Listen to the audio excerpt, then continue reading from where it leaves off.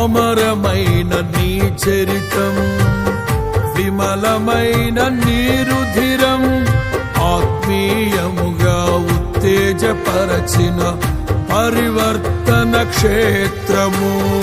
ఇన్నాళ్ళుగా నన్ను స్నేహిల్చి ఇంతగా ఫలింపచేసితివి.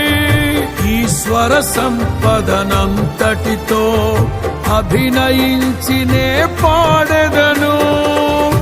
ఉండలేను, బ్రతుకలేను నీ తోడు లేకుండా, నీ నీడ లేకుండా. ప్రేమే శాశ్వతమైన పరిశుద్ధమైన పొదరిల్లు, మనసే మందిరమాయే, నా మదిలో దీపము